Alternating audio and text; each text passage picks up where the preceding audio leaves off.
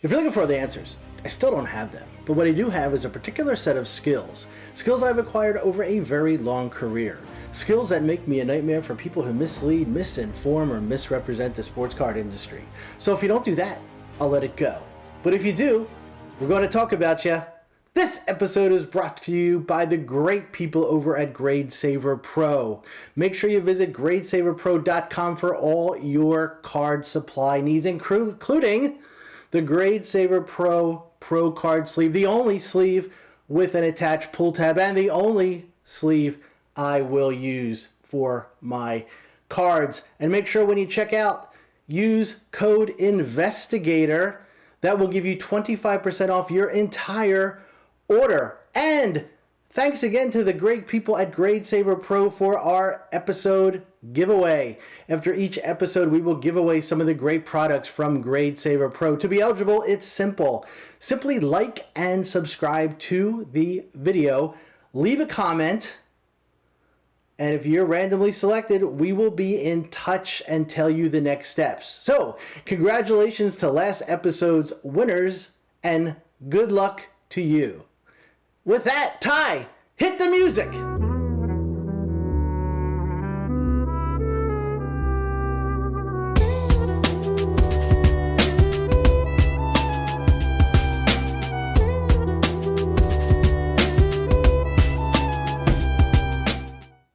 Welcome, everyone, to another episode of the Sports Card Investigator Show. My name is Andy. I am the aforementioned Sports Card Investigator, and I have a special treat. I want to bring on a great guest who became a good friend of mine, Ryan. I'm not even going to wait. I'm not going to give him the introduction that he deserves because everybody should know Ryan from Breakout Cards. Ryan, how are we doing tonight?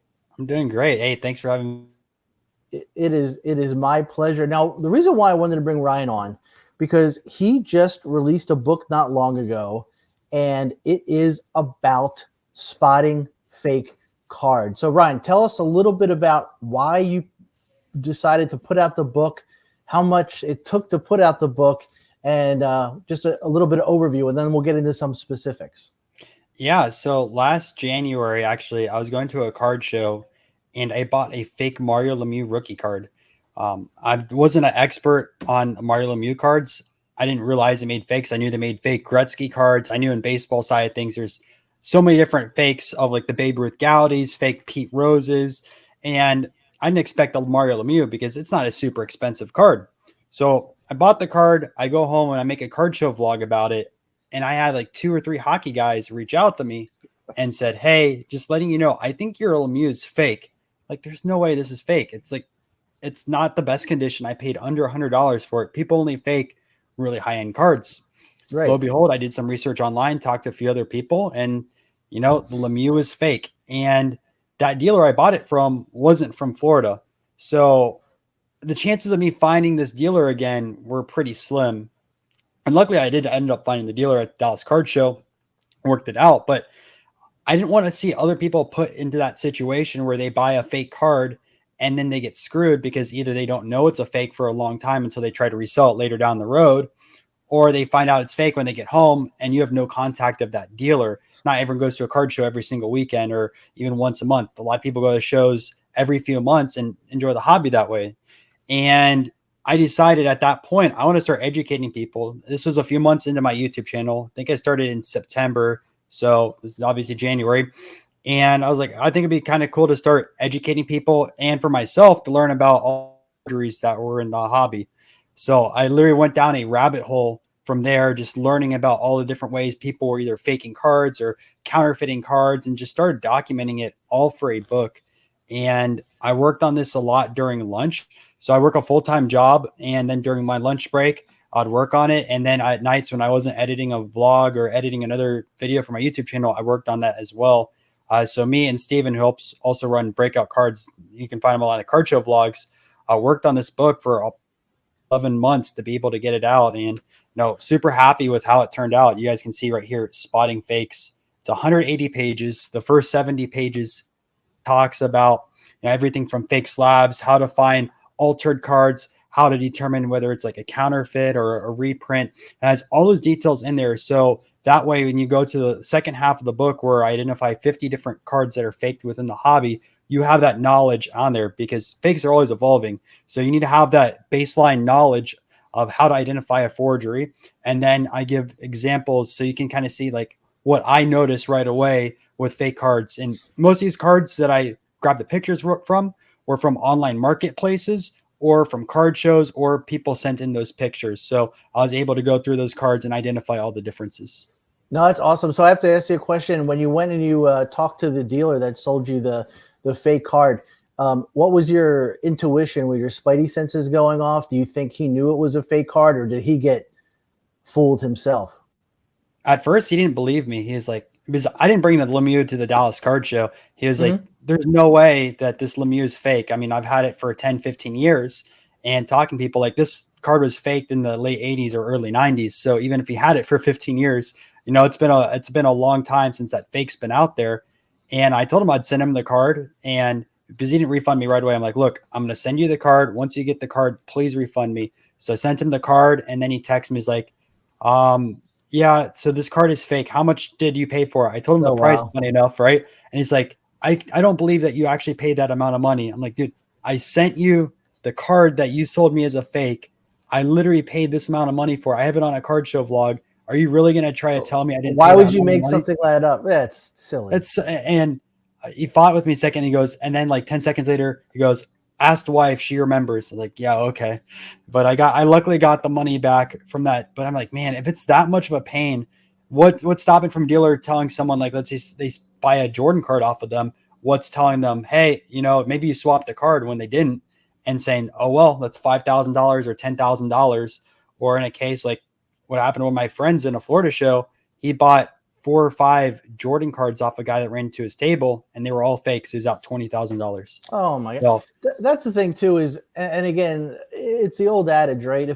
Sometimes if it looks too good to be true, it probably is. But if they're really good fakes, then they're going to charge you, maybe what a regular card would go for. I mean, sometimes you can't go by. And then the other thing too, is it's hard to prove intent. So like this guy, he might have got sold, like, say, a bunch of cards that were all fakes, but he didn't have the savvy enough to know. So he just goes off by what he thought. So he's selling the cards, and then people are being taken advantage of unknowingly. And then, well, I will say for the Jordan case, that person definitely did know. So here's the whole story with that one.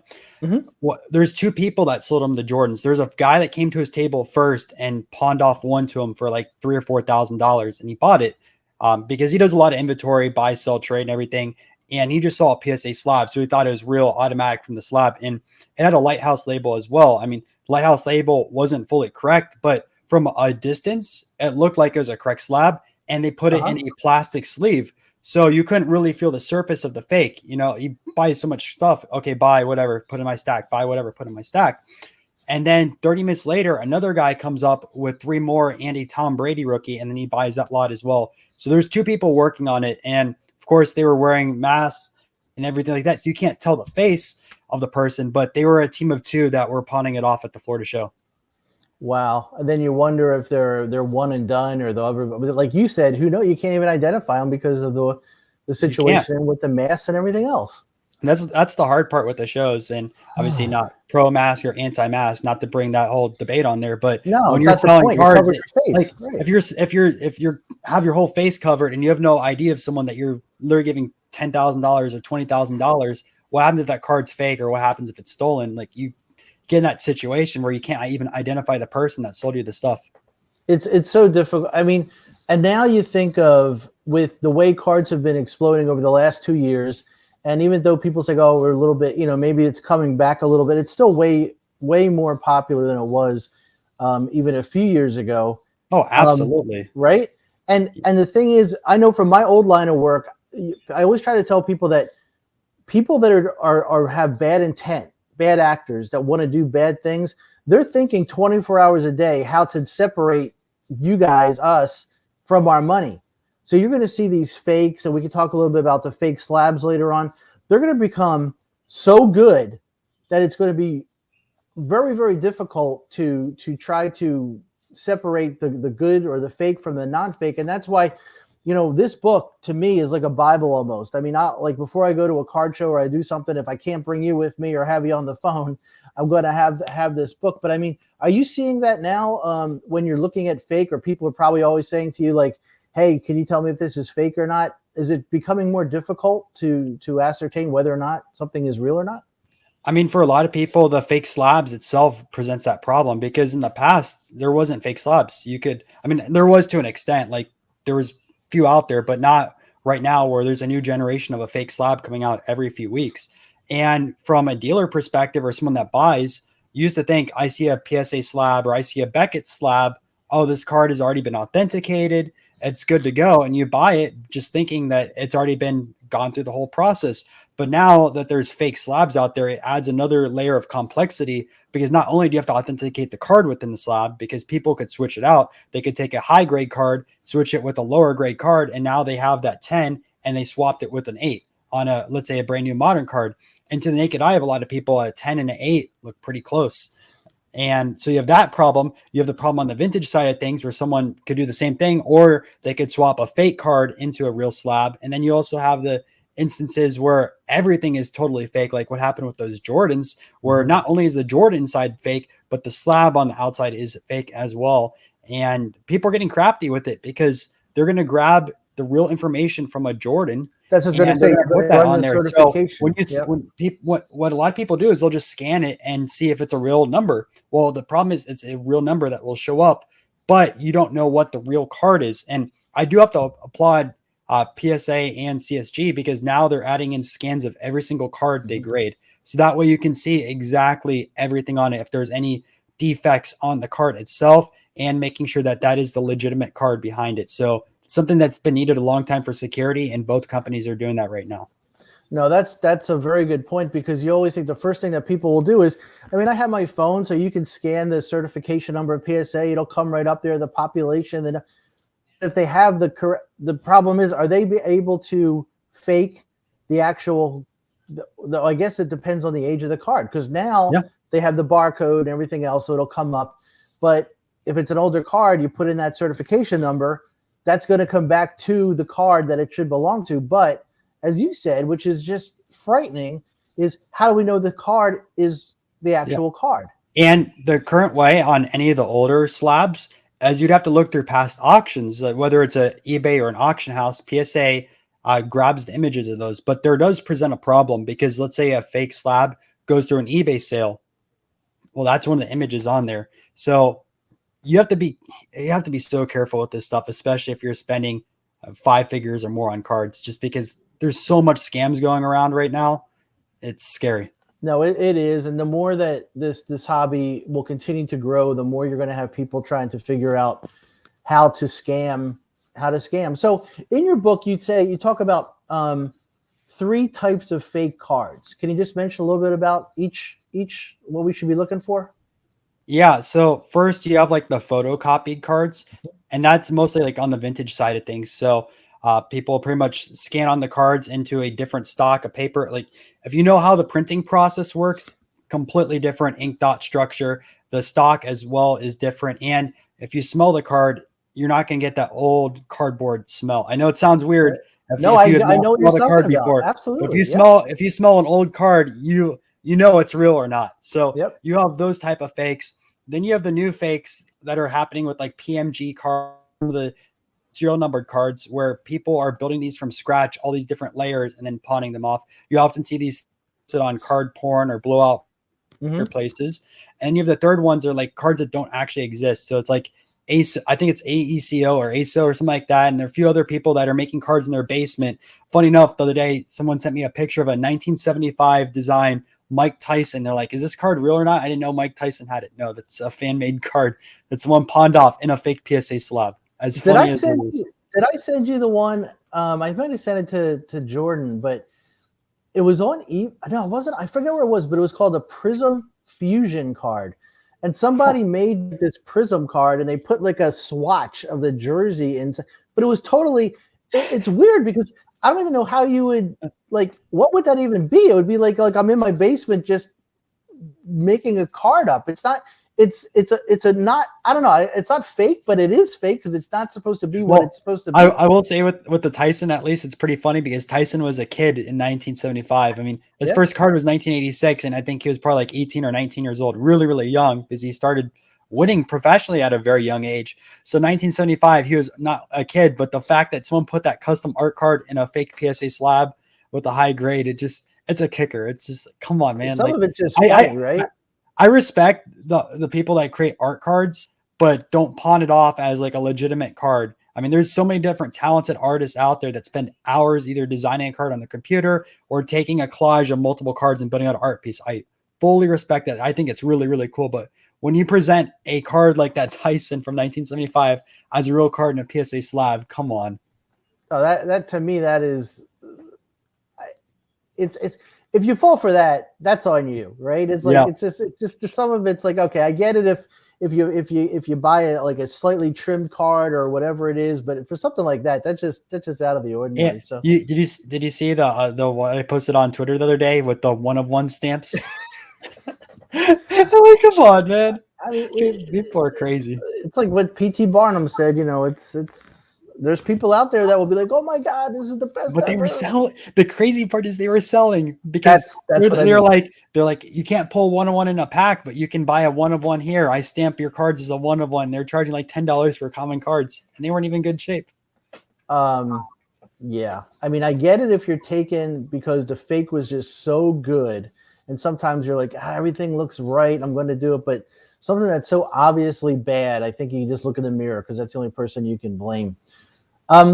Talk a little bit tell the people about the light test. We talked about that before, like the black light. Explain what happens with that. So there's a few different light tests that you can do. The first is just using a flashlight on your phone. So you can go to a card show. And in the book, I talk about all the different years which you can apply a light test to a card depending on its stock. Like the top says gray and white back. So you have to make sure to check in the book, at least on the table. But it pretty much shows how thick a card is. When people make a fake card, either they're making the stock way too thick, which is a lot rarer, but people tend to make a very, very thin stock. So if you look at a real one versus a fake one, putting a flashlight through it, you're going to be able to tell the difference. And you can either use the book as a reference, or you could use another card from the set, a cheaper common, and do the light test on it because they're printed on the same exact printing sheet. Again, make sure the backs, because Topps makes 2 different color backs, different sets or other ways, but just make sure you pick cards with the same colors and put the flashlight next to it. And it should have the same opacity of light going through. That way, at least the stock thickness is correct. There's another test, which you can buy a black light. And I have my black light right here. And I'm going to turn off my light to show you guys. Tried it a little bit before. It's not perfect on camera. It's so much easier showing you in the book, but this is a modern card. Look how bright it lights up. Really, really bright. Now, this is a 1960 Jim Cat. Cat just made the Hall of Fame. Not super bright. And if you put them next to each other, see the difference? The Mookie Betts just glows fully. Jim Cat does not. So the black light test really helps out quite a bit. No, it's tough to do at a card show, but if you buy a card, let's say on eBay or My Slabs or any other marketplace, and you do the light test at home, and you're like, all right, this 1952 card should not be bright. And it's a fake, but it's just another tool to add into your arsenal for the authentication standpoint. I love it. Let's real quick. I want to touch on something that is interesting to me, and you talk about it in the book: reprints versus fakes. Now, a reprint can be a fake if it's not a licensed reprint, correct?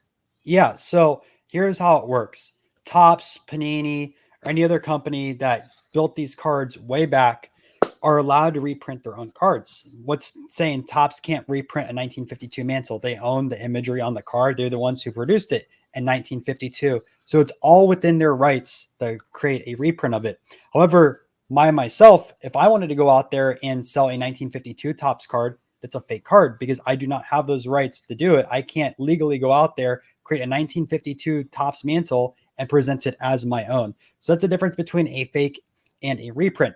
Now, to add another layer of complexity to it, there's certain reprints that are tough. So for example, this year, and I think it was 2020 or 2021, with the baseball cards, Topps put reprint cards on the front, and people were buying them off on eBay like they're real autograph or real jersey cards. And we saw everyone go bananas over that just because people new to the hobby had no idea. And that's the problem with reprints, especially on some newer stuff, because so many people are new to the hobby, they don't know the difference.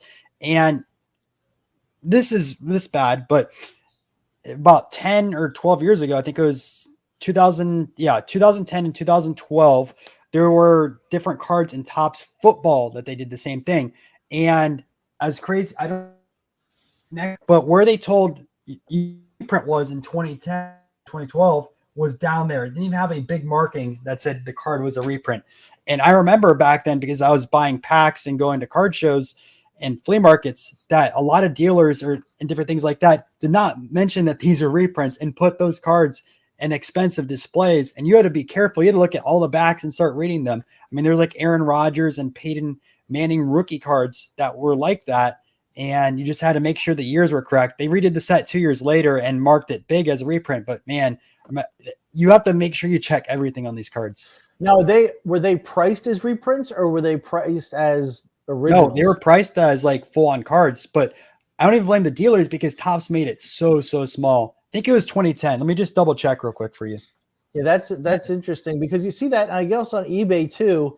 I'll see a card, I'm like, wow, that's an awful. But then in the fine print, you'll see RP, which you're supposed to know. Okay, because I'm sure they have to acknowledge that it's a reprint in the eBay listing. They should. So here, I'm gonna load this up right now. Let me just double check. All right, here we go. Can I share my screen real quick? Sure. Let me share.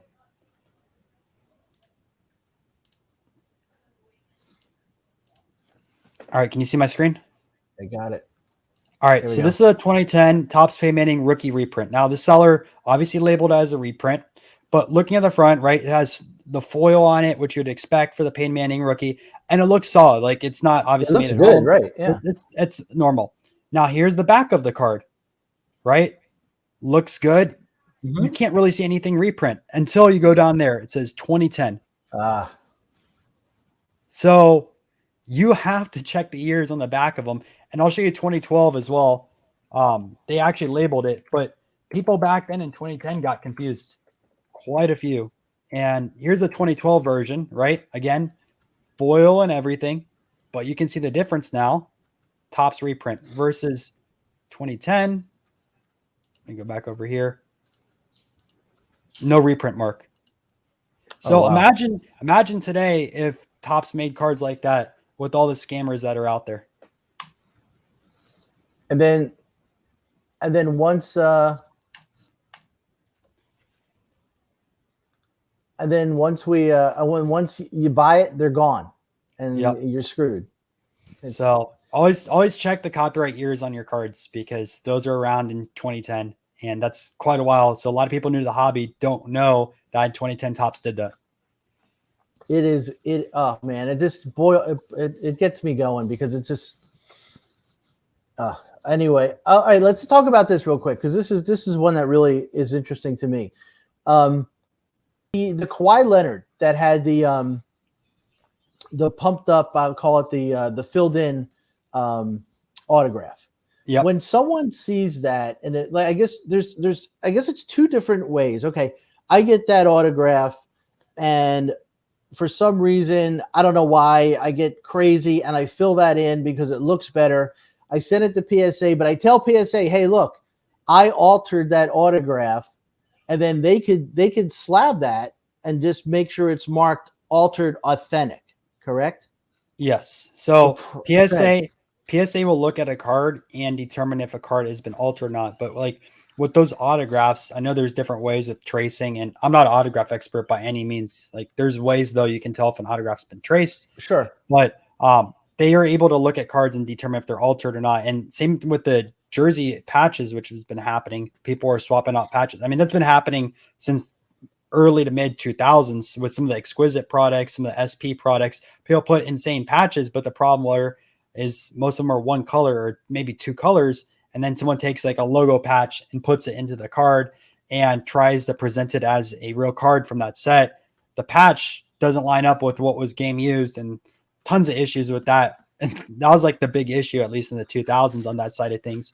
But it's tough to tell sometimes. People, like, whether it's a grading company or whether yourself, you don't always know. And one of my friends in the hobby at Wax Museum, like, documents everything on his Every RPA, website, yeah, where he's so he good. goes through anytime he finds something on eBay or someone opening up a product, he documents all these RPAs, and he's found so many of them that have been swapped.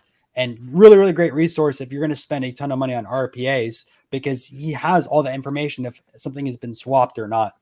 Yeah, there's so many good guys in the hobby. Wax Museum is he's awesome. He actually pointed that one out because he has all the RPA. So he pointed out that Yep. Kawhi Leonard signature compared to this one to where it is now, it's different.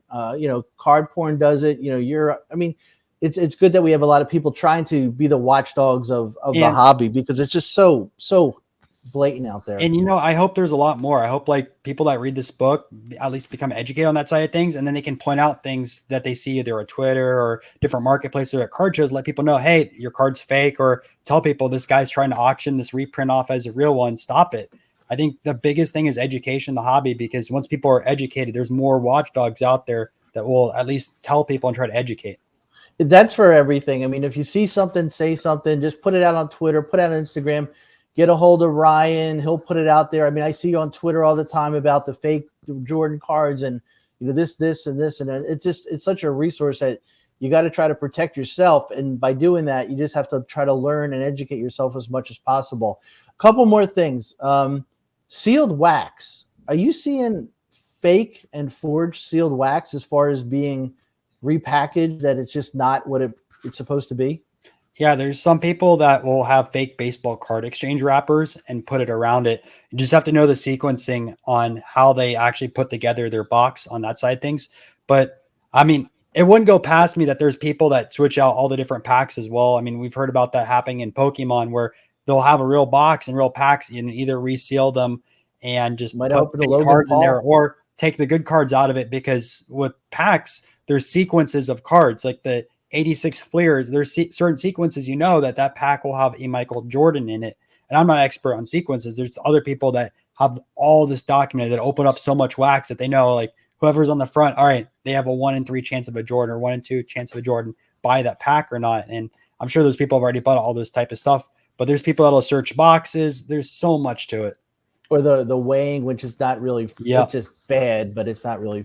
Well, I saw pictures all over Twitter with a Discord group. People are like, oh, make sure to weigh all your boxes, because that way, if there's an autograph or a colored card in it, because the colored refractors apparently have a different stock and newer Bowmans. So there's a little bit of a weight difference. So you can weigh the packs and know if there's a colored card in there or an autograph, which is, it's so insane, man. It is. It gets worse and worse. I saw on Twitter, I think it was Twitter. It might have been Insta. I think it might have been both. I don't know. But it was a guy that ordered or got stuff through the mail, and someone must have returned the packs and like repackaged or whatever it was. But he was opening, like, I don't know exactly, but say like Optic Football.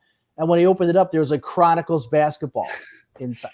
That's crazy. It's just insane. So what would be, I'm new to the hobby. I'm going to my first card show. I'm looking for some cards. What would be your advice to someone who's brand new to watch out for, as far as if they're looking at cards for fakes?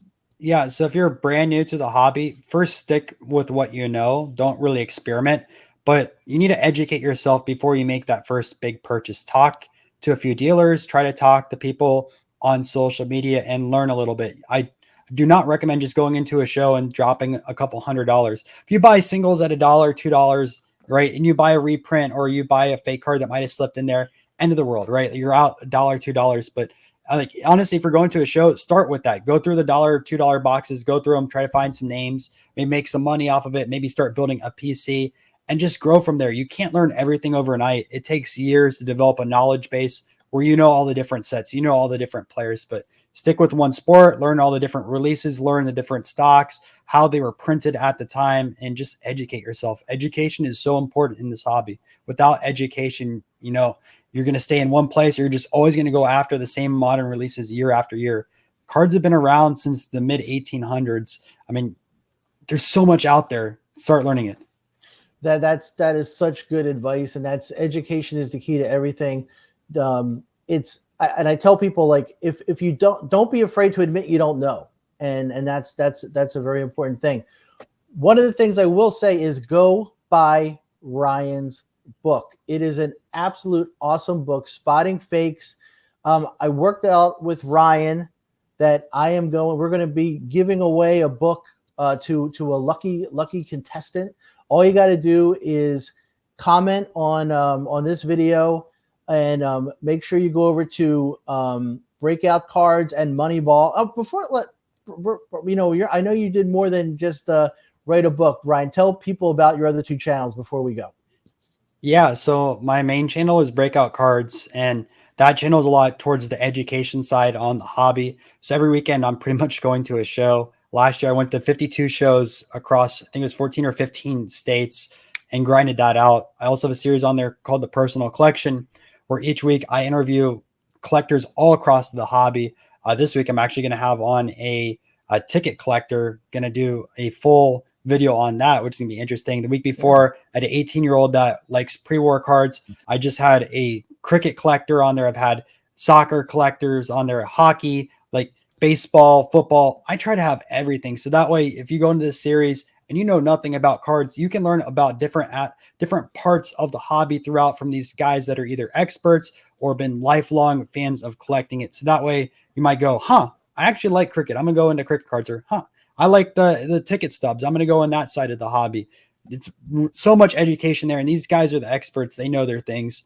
And then on Friday, I have a Spotting Fake series. So not all the cards in this book are in that series. I have a lot of cards in here that I won't make videos on, but I try to educate people, showing them examples of a real card and a fake card, pinpointing the differences. Last week, I talked about a $250,000 fake Michael Jordan slab that someone sent me. They're like, is this card real or fake? Showed them all the different reasons why the card was fake, and also the slab. Other channel, the Moneyball cards. So we actually did an episode with you before, me and Jordan. You guys can check a look at that on the channel as well. But we try to apply data to sports cards, and it's more than just, oh, this card is going up or going down. Invest. We apply advanced analytics within the sport to the card, because stats paint more of a picture than a price going up or down. A lot of hype in the hobby can say, buy this card, buy this card, buy this card. And because of the hype, people are going to buy the card and the price increases. That doesn't mean it's a good card to invest in long-term, or that player is productive.